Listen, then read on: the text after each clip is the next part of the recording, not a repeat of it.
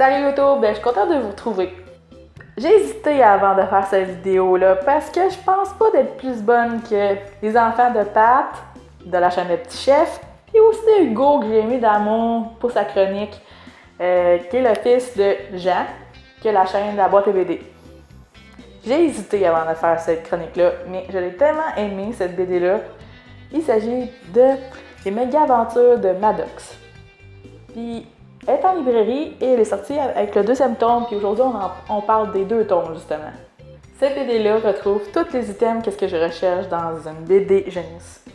1. Les couleurs. Moi ça déjà le cover en partant, les couleurs sont magnifiques. 2. Les dessins. Les dessins de Félix Laflamme, c'est vraiment beau. C'est simple, mais c'est vraiment très beau. 3. Des scènes cocasses. Il y a aussi des scènes qui sont sorties de l'imagination. C'est vraiment ça que je recherche dans une BD jeunesse. Cette BD-là a été dessinée par Félix Laflamme. Il est surtout connu pour faire des illustrations de groupe rock, surtout. Puis je me souviens, en faisant ma recherche de cette BD-là, justement, je suis tombée sur une illustration que j'avais déjà, qui est sur un cover de DVD de spectacle. Il s'agit de Mon oncle Serge et Anonymous. Une dernière tournée, je crois, c'est celle-là de 2011 que j'ai. Puis cette BD-là a été écrite par sa conjointe, qui est Claude Desrosiers. C'est le team parfait! C'est vraiment le team parfait. Revenons à la BD. On retrouve Maddox au début de l'histoire, à son école primaire. Il s'inquiète du fait qu'il pense qu'il ne sera pas à la hauteur du tournoi de ballon chasseur qui se promet d'être vraiment intense. Surtout si on voit le prof d'éduc, qui est assez craqué merci, il veut toujours gagner. Hey, relax là. T'enseignes à des enfants de primaire. Là. C'est pas un tournoi de « Ah, j'ai gagné tous les trophées ». Crime, slack un peu, là. On fait ça pour s'amuser, ok? Tu prends ton gaz égal. Un peu plus tard, on voit qu'un portail s'ouvre et une créature étrange s'y échappe. On coupe maintenant si tu veux pas savoir mes scènes préférées, qu'est-ce que j'ai mis de ce tome-là, justement. Ou sinon, tu peux nous trouver un petit peu plus tard, ou sinon, tu peux continuer avec moi. La première scène que j'ai mise, c'est la scène la rencontre de Bigfoot. Ce que j'ai mis aussi de mes scènes préférées, c'est les moments qui passent avec Bigfoot et Aurore.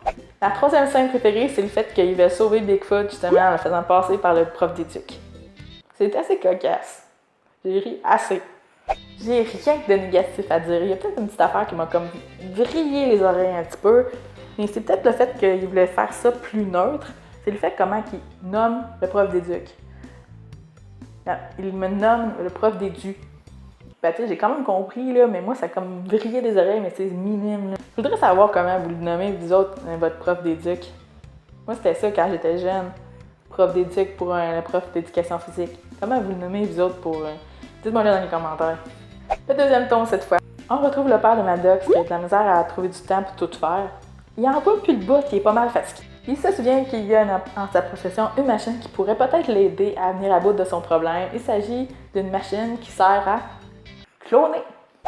De nouveau, on coupe, si vous voulez pas savoir mes scènes préférées. Sinon, vous pouvez me rejoindre un petit peu plus tard à la fin de la vidéo. Sinon, vous pouvez continuer avec moi pour savoir ce que j'en pense. 1. J'ai bien aimé le fait que Maddox raconte son rêve, en fait son cauchemar par rapport au pâté chinois qu'il mange pas mal trop souvent ces temps-ci à cause qu'il a été repris pas mal de fois ou cloné pas mal de fois pour aider son père à venir à bout de tout ce qu'il a à faire. Il se sent comme s'il était dans un monde de pâté chinois. C'est assez étrange, c'est weird.